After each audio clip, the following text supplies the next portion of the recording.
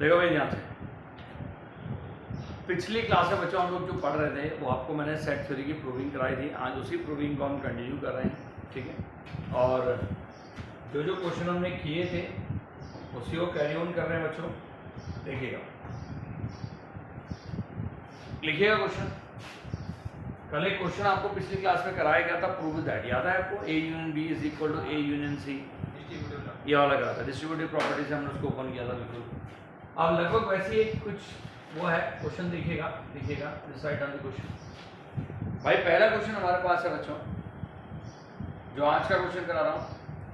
Late A B C be the set such that, let capital A comma capital B comma capital C be the set such that A union B is equal to A union C, such that A union B is equal to A union C and A intersection B is equal to A intersection C and A intersection B is equal to A intersection C। NCERT का question है ये, ठीक है, आपका school में आने के chances है। Show that B is equal to C and we need to prove that show that B बराबर C, ठीक है। पिछली क्लास में ऑलरेडी मैंने आपको समझाया था इस टाइप का एक क्वेश्चन। देखो बच्चों क्या कह रहा हो, अगर प्रश्न को गौर से देखें तो उसने क्या कहा कि A यूनियन B जो है ये किसके बराबर है? A यूनियन C के बराबर है। और साथ ही साथ उसने क्या कहा? A इंटरसेक्शन B किसके बराबर है? A इंटरसेक्शन C के बराबर। क्या प्रूफ करना है बच्चों? B बराबर C। How can I prove it? देखिए बहुत मुश्किल नहीं है, ध्यान सुनिए भाई। B है,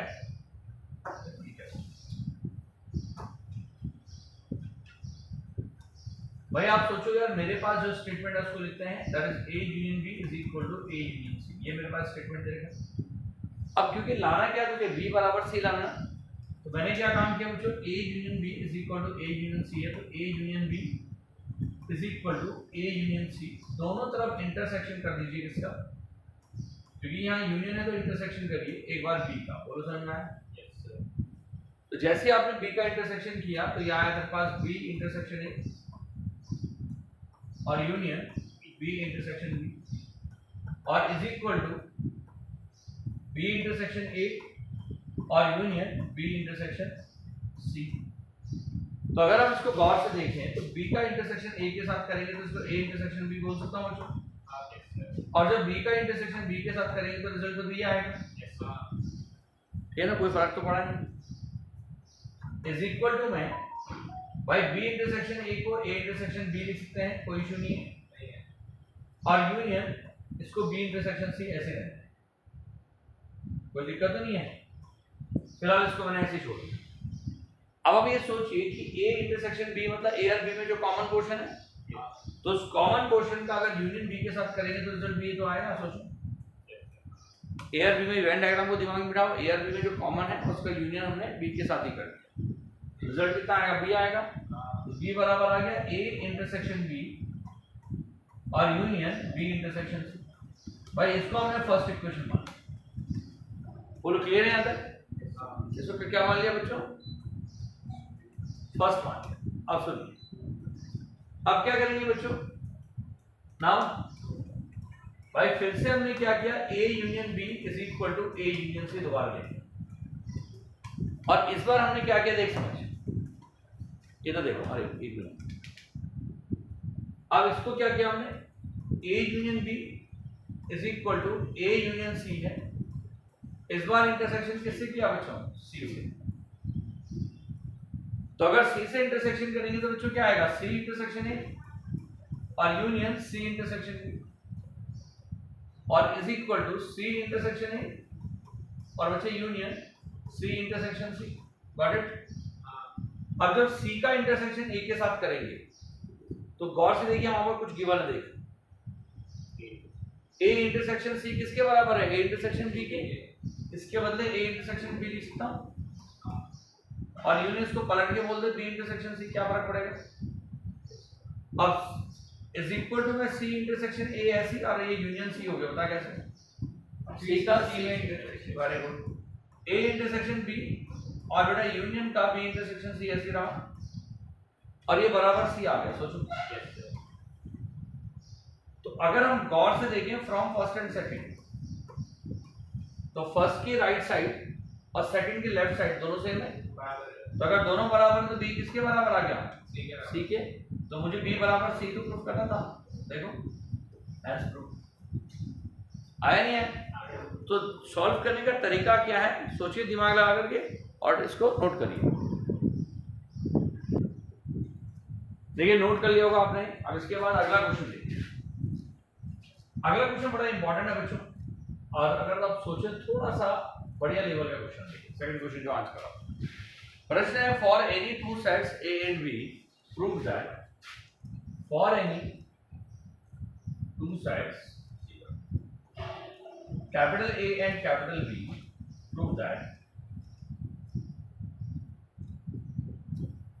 prove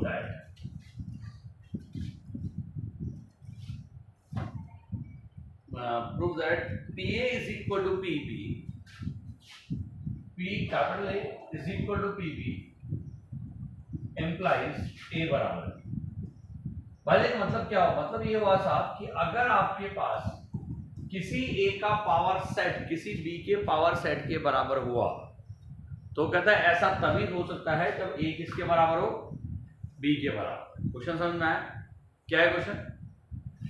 कि अगर A का पावर सेट B के पावर सेट के बराबर हुआ, अगर A का पावर सेट B के पावर सेट के बराबर हुआ तो A किसके बराबर होगा? B के बराबर। अगर A का पावर सेट B के पावर सेट के बराबर होगा तो A किसके बराबर होगा? B के बराबर होगा। ये है कैसे करेंगे देखिएगा। अब हमने सबसे पहले काम क्या किया, लेट सुनना ध्यान, क्वेश्चन समझ में आ गया आपको? आ गया।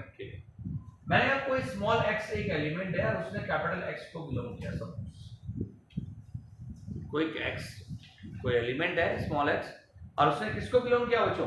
कैपिटल X को बिलोंग किया। एंड लेट जो कैपिटल X है वो सबसेट ऑफ A है, वो A का सबसेट। स्टेटमेंट समझ में आया क्या क्या? भाई स्मॉल x जो है वो कैपिटल X को बिलोंग कर रहा है और A क्या है? वो X क्या है? A का सबसेट। ये अपने भेजे में था। अब ये सोचिए कि अगर A X इफ, पहले तो बल्कि इसको ऐसे लिखते हैं, ध्यान दीजिएगा ऐसे, ठीक है? आगे समझने चीज कैपिटल स्मॉल x ने कैपिटल X को बिलोंग किया और कैपिटल X जो है वो A का सबसेट है। यानी कैपिटल X के सारे एलिमेंट A में, यानी कि कैपिटल X का जो एलिमेंट X है वो भी A में होगा। सोचो सही बात है फर्स्ट। अब ये सोचिए कि अगर capital X if capital X subset of A होगा तो कैपिटल X बिलोंग करेगा पावर सेट ऑफ A को। यस सर, ये पावर सेट ऑफ A के लिए एलिमेंट का काम करेगा। अगर वो पावर सेट ऑफ A को बिलोंग करेगा तो X belongs to power set of B also. भाई क्यों? पावर सेट ऑफ भाई PA तो PB के बराबर है ना साहब? गिवन दे रखा है। तो अगर मान ले कैपिटल X बिलोंग करेगा पावर सेट ऑफ B को तो capital X is a subset of B also.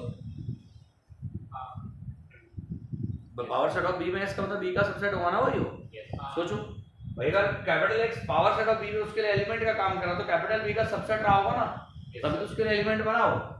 अब कैपिटल X अगर B का सबसेट है तो यानी कि अब क्योंकि small x belongs to capital X है तो small x belongs to capital B भी होगा। सोचो यस सर। सेकंड, अब स्मॉल x ने A को बिलोंग किया, स्मॉल x ने B को बिलोंग किया, तो हम लोग अगर बात करें बच्चों फ्रॉम फर्स्ट एंड सेकंड की, तो दिमाग लगाओ A is a subset of B होगा नहीं होगा? होगा। अगर x A में और x B में भी है इसका मतलब क्या है कि A B का सबसेट है। अब इसके बाद क्या किया हमने, देखिए ना, बड़ा सिंपल सी चीज है। देखिए इसके बाद हमने क्या किया, now let small y belongs to capital Y and let y capital Y is the subset of B। बोलो ठीक है, इसको हमने फोर्थ मान, मैंने स्मॉल y को बिलोंग कर दिया वो कैपिटल Y के साथ और कैपिटल Y को सबसेट बना दिया B का, मान लिया, एज्यूम कर लिया। अब सोचो अगर कैपिटल Y B का सबसेट है तो small y belongs to capital B also. आएगा नहीं आएगा? इसको बोल के इसको मारो, नहीं आएगा। अब अगर कैपिटल स्मॉल और समझना, अगर कैपिटल वाई बी का सबसेट है तो इसका मतलब क्या होगा? Capital y belongs to power set of b. अब अगर capital y belongs to power set of b होगा तो इसका मतलब क्या होगा? Capital y is the subset of b also. B नहीं, sorry, capital y belongs to power set of a होगा। बता कैसे? अरे गिवन है ना यार, पी ए बराबर कितना आ गया? पी बी के बराबर आ गया। बोलो ठीक है? Yes sir. अब y अगर पी ए में होगा तो y सबसेट ऑफ बी ए होगा। सोचो, और y अगर a का सबसेट है तो small y belongs to capital A. क्यों ऐसा? अरे अभी तो लॉजिक लगाया, सही तो लॉजिक है। और स्मॉल y अगर मान ले b में है और स्मॉल y आपका a में भी है, तो यानी कि फ्रॉम फोर्थ एंड फिफ्थ हम डायरेक्टली क्या बोलेंगे बच्चों? b is the subset of a, six मान लो इसको। तो हम लोग अगर बात करें फ्रॉम थर्ड एंड सिक्स की, a b का सबसेट है, b a का सबसेट है, क्या हो जाएगा? a बराबर b। आगे नहीं है? थर्ड एंड सिक्स आगे समझ में आ गया? आसान है? मुश्किल तो लगा? इट्स सिंपल, ठीक है? नोट करिए फटाफट। देखो भाई, इसके बाद यहाँ तक सबको समझ में आ गया है। मैं एक बार तुम लोगों को थोड़ा सा अलग टाइप के क्वेश्चंस पे ले जा रहा हूँ, जो कि थोड़ा सा अलग कैटेगरी क्वेश्चन है। सीबीएसई बोर्ड ने हटा दिया इस साल से, आईसीएसई बोर्ड के सिलेबस में है, पर मैं कराऊंगा क्योंकि एनडीए में भी है और जेई में भी इसके क्वेश्चन बाई चांस कभी आए थे। ठीक है, तो दोनों चीज़ें आपको आती हैं, आनी चाहिए, तो मैं आपको पढ़ा देता हूँ दोनों चीज़ें। ठीक है, तो स्क्रीन में ले जाऊँगा इसके बाद में आपको। अब देखिएगा, चलिए क्वेश्चन तो ले आते हैं। जैसे मान लीजिए ये क्वेश्चन है हमारे पास। अब कैसे करते हैं इन क्वेश्चंस को, ये देखिएगा। ये स्कूल लेवल से हट गया है, आपकी स्क्रीन में है क्वेश्चन। स्कूल लेवल पे क्वेश्चन हट गया है, पर कंपटीशन लेवल में बच्चों ये आ जाता है। आपको पता होना चाहिए कि how to solve this type of questions. अब देखिए तो प्रश्न क्या है हमारे पास। अगर हम क्वेश्चन को देखें गौर से, तो पहला क्वेश्चन पढ़ते हैं हम लोग। क्वेश्चन पढ़ोगे क्या है? इन अ ग्रुप ऑफ 70 पीपल, ठीक है, 70 लोगों का ग्रुप है, जिसमें कि 37 जो है कॉफी को लाइक करते हैं, 52 जो है टी को लाइक करते हैं, और each person like at least one of the two drinks. How many like both coffee and T? मैं बार बार बोल रहा हूँ, स्कूल लेवल से हट गया है, कंपटीशन लेवल पे है। तो चलिए करते हैं पहला क्वेश्चन। तो कैसे करेंगे बच्चों? How to solve? कुछ आइडिया हो तुम्हारे दिमाग में? बताओ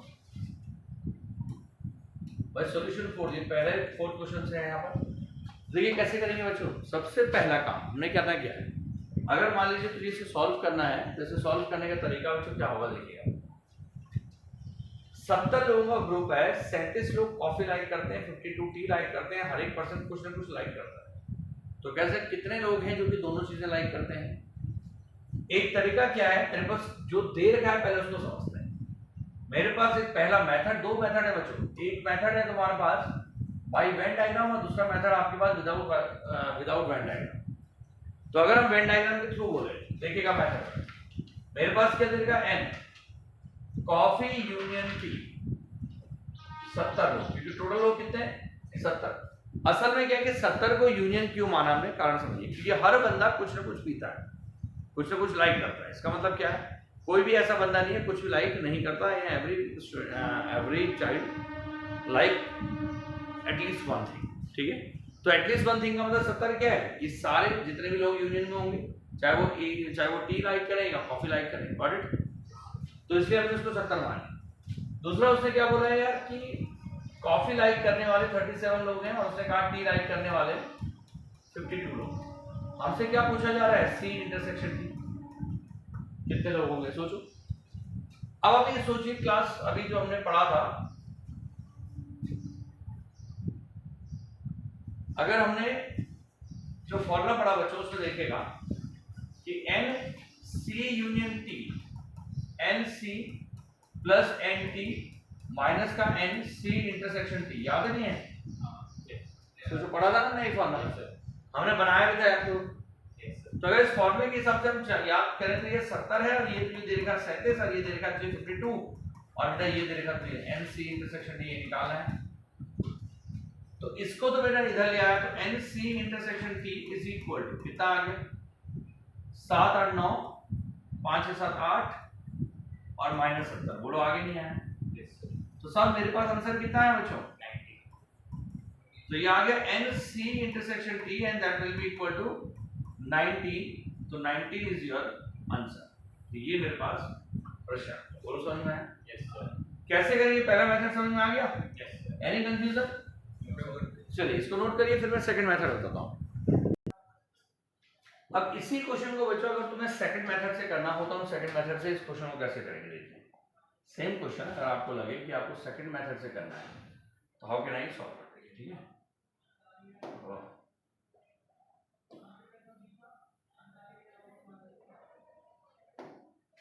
चलो सेकंड मेथड आपका हो गया है वेन डायग्राम वाला। कौन सा बच्चे? When diagram. तो सेकंड मेथड 2 है। मेथड 2 यहां पर लिख रहा हूं।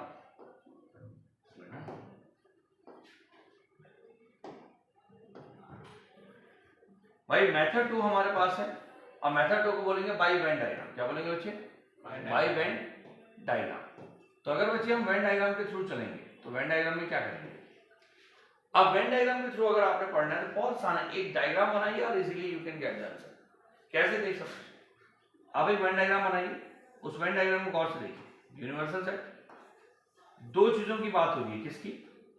टी और कॉफी। अब उसने कहा दोनों चीजें जो है वो निकालो, यानी कि एक्स निकालो, इसको एक्स मान लो। अब तो ये सोच के टी लाइक करने वाले कितने लोग हैं? 52। तो यानी कि इसको 52 ये वाला जो ये आएगा, ये 52 माइनस एक्स आएगा। सोच ये सिर्फ टी लाइक करने वाले लोग और कॉफी लाइक करने वाले 37। तो ये वाला सिर्फ 37 मतलब सिर्फ कॉफी लाइक करने वाले 37 माइनस। उसने कम से कम हर बंदा कुछ ना कुछ लाइक करता है। इसका मतलब क्या हुआ? इन सबको जोड़ेंगे तो 52 माइनस एक्स प्लस एक्स। ये ट्रिक जो है ये स्कूल लेवल पे लिखना बस। ये पूरा का पूरा किसके बराबर आएगा बच्चों? 70 के। सोचो अरे भैया सबको जोड़ूंगा तो 70 आएगा ना। तो भैया एक्स एक्स कैंसिल हो गया, ये एक्स उधर चला गया। तो भैया 52 प्लस 30 कितना आया बच्चों? 89 minus 70 is equal to x. बेटा x बराबर डायरेक्ट कितना आ गया? 19। बोलो आ गया? ठीक है। तो मेरे हिसाब से आपको बहुत सिंपली आपको समझ में आ गया होगा जो मैं बताना चाहता हूँ। ठीक है, आ गया ना बच्चों? तो ये एक तरीका है, दोनों तरीके से हम इसको कर सकते हैं। वेन डायग्राम हमेशा सुटेबल पड़ता है, तो आपने भी कोशिश करें कि हर क्वेश्चन को हम वेन डायग्राम के थ्रू करें। ठीक है, गॉट इट? ठीक है, इससे नोट करिए। जरा शुरुआत के 2-4 क्वेश्चन करके दिखाइए, फिर आगे बढ़ते हैं। तो कितना है भाई? कितना बता रहे इसका आंसर? 38 आंसर बता रहे। Very nice. चलिए देखते हैं, हम भी करते हैं थोड़ा एक बार ट्राई। हो सकता है मुझे थोड़ा समझ में आ जाए।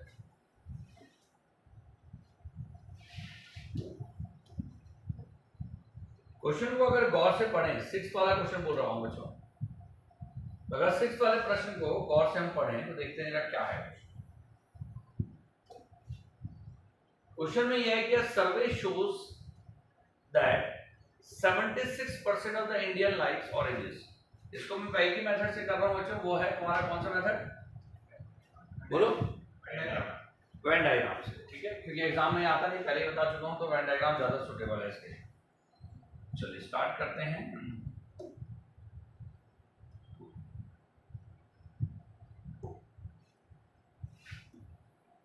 अब ये हमने एक डायग्राम बनाया, जस्ट वेट अ मोमेंट।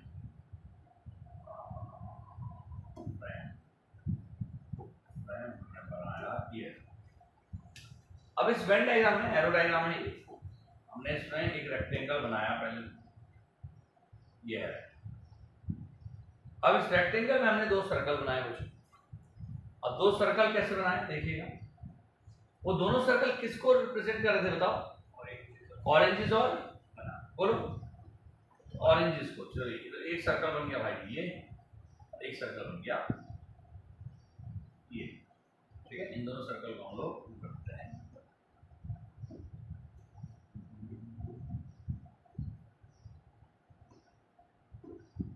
देखिएगा ये मेरे पास 2 सर्कल बन गए, साफ देख रहे हैं आप। अब मैंने क्या नोटिस किया कि मेरे पास ये हो गया ऑरेंजेस और दूसरा हो गया तुम्हारे पास कितना बनाना। ऑरेंजेस का मतलब O हो गया, बनाना का मतलब B हो गया। उसने कहा किसी सर्वे में ये नोटिस किया गया कि 76% इंडियन जो है वो ऑरेंजेस को लाइक करते हैं, 62% जो है बनानास को लाइक करते हैं, और कितने ऐसे लोग हैं, एक मिनट तो देखिएगा ध्यान से।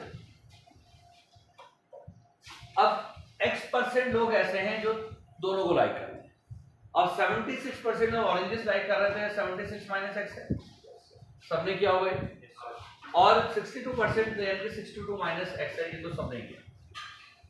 अगर तीनों को जोड़ते हैं नाउ, तो भैया तुमने करा क्या, 76 माइनस एक्स परसेंटेज है ना वैसे, अरे बोलो, plus x plus 62 minus x, इसको बराबर तुमने 100 रखा, क्यों रखा 100? शाबाश। लेस देन इक्वल टू 100 रखना, क्यों बता? अरे मेरे भाई आप थोड़ा दिमाग लगाओ, ऐसे भी तो लोग हो सकते हैं जो किसी को लाइक नहीं करते, नहीं हो सकते, उनको भी तो जोड़ेंगे, तो यानी कि इनकी संख्या 100 या 100 से कम आएगी ना, 100 से ज्यादा नहीं हो सकती। आया समझ में? Yes sir. तो जब इसको सॉल्व करिए मेरे भाई, तो 1 कितना आएगा, सही गलती हो गया, 138 माइनस एक्स और लेस देन इक्वल टू 100, अभी बता रहा हूं। तो x की value greater than equal to 38 आएगी, सोचो। अब x की value greater than equal to 38 तो आ गई, और साहब लेस देन इक्वल टू 62 आएगी, बताओ क्यों? भाई x का मतलब common portion, common portion individual set से बड़ा नहीं हो सकता ना, यानी कि ना तो 76 से बड़ा हो सकता है परसेंट, ना वो B से बड़ा हो सकता है। B में टोटल 62% था ना, उससे बड़ा तो हो नहीं सकता, यानी कि 62 है, उससे कम होना पड़ेगा उसको। आया समझ? यस सर, क्लियर है? Yes sir. और इसको x की वैल्यू 38 से 30, मतलब कि आपका जो आंसर आएगा वो किस में आएगा, इनइक्वालिटी में आएगा। नहीं समझे? समझ गए? क्यों आएगा, समझ में आ गया? क्योंकि कुछ लोग ऐसे होते हैं जो यहाँ पर कुछ भी लाइक ना करते, तो इसलिए उनको भी लेना अनिवार्य है। What is the not? Yes. Any confusion? इसको ट्राई करिएगा बच्चों, बाकी सेवा अगली क्लास में करेंगे। Thank you.